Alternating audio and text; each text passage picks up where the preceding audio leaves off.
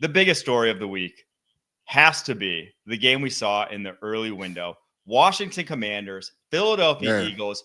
It looked like Saquon was going to break the rushing record in the first half. It looked like he was going to take down Eric Dickerson's rushing record, had over 100 yards rushing in the first quarter. But from then on, and obviously the Jalen Hurts injury on, the Commanders turned the tide in the running game, turned the tide in this game, scoring 22 in the fourth quarter and going away winning 36-33. So for point one, are we believing in this Washington team going into the playoffs, Lejay? It's so funny that you asked that, Mike, because I did the pregame show for us this morning, and we all have to pick something to watch. And that was my something to watch. I wanted to know this Washington Commanders team, because when you look at them versus playoff caliber teams, they've played three playoff caliber teams. They're 0-3 this year, right? They lost to the Steelers, they lost to the Ravens, and lost to the Eagles earlier this year. So I wanted to see were the Commanders just a really good story with a quarterback that is going to be the franchise and future of their team, and they're going to be able to build around them, or they're a legitimate team to potentially make some sneaky noise in the playoffs. Now, I would tell everybody to pump their brakes. Now, you know me, I've been on the Jaden Daniels train since the beginning, right? I've been saying he deserves to be in the MVP conversation because when you talk about value and who's the most valuable to their team and what he's done to elevate that team from the depths of Tartarus, because that's where they were for the last few years, nobody has done that at a higher level except for Jaden Daniels, besides probably Josh Allen and Lamar Jackson this year. When you talk about a quarterback that has essentially put the team on their back and has elevated them where nobody thought they would be in the playoff hunt right now. Yeah. I will say this. When you go back and look at that game, 5 turnovers, right?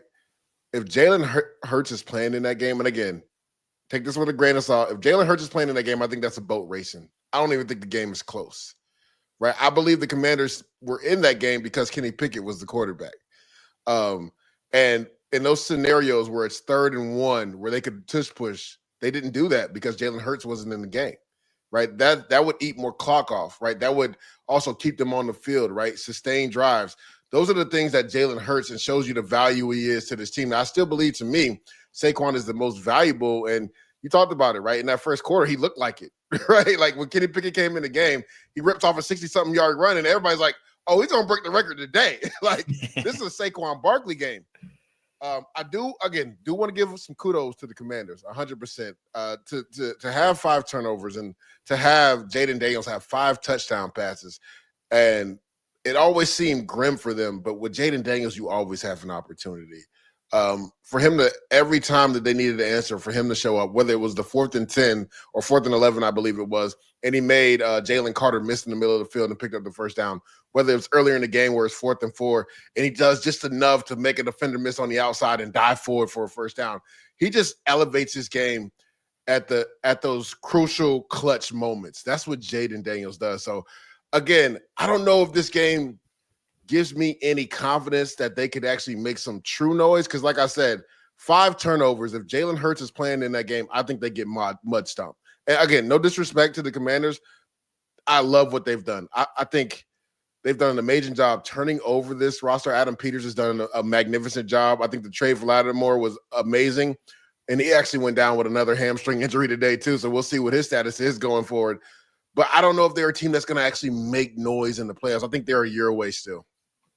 I agree on that in terms of like Super Bowl, but their path just got a lot easier because they win out now and their schedule is fairly easy going into the barn here with the Falcons and the Cowboys. I was going to say that Falcons game ain't going to be as easy as you think it is. Okay, the Falcons at home though. Whereas if they win out, they are the 6th seed. More likely than not, because the Packers play the Vikings next week. Obviously, should they lose that game, if it comes to that, Commanders win out, Packers lose next week, they're the 6th seed. So all of a sudden, they're not having to face Eagles, Lions, whoever ends up being the 2. They may be facing someone, or Vikings, whoever ends up being the 2. They might be facing the Eagles again, though. Yeah. So that very well could be it. So it could be easier. It could be the Tampa Bay Bucks that they end up facing if they end up being the 6th seed. So from that perspective, it gets a little easier. I do agree, though. They still really struggle on the defensive side of the ball and were a Devontae Smith drop from still losing that game, right? I mean, correct. That was something that he never does. Yes. So I do think at least this puts to bed any debate between Bo Nix and Jane Daniels for Rookie of the Year. If that wasn't already to bed, I know Broncos fans had kept that argument alive. It's over. Jaden is just a different cat altogether. I think we can all agree that what he's done on numerous occasions this year in the fourth quarter is truly special stuff. And we're witnessing one of the best rookie seasons of all time. So enjoy it, Commanders fans. That being said, I think we both agree it's just going to be difficult this year. You are just overmatched from a talent perspective. They are. Correct. If you look at the 7 teams in the NFC right now that are in the playoffs, they are 7th if you stack up their rosters from a talent perspective. They just are. That's why we're saying Jane Daniels is as special as he is and how he's carried them so far. But the NFC, just the top of the NFC is still too good in my opinion, and that still was a little bit of a fluky win.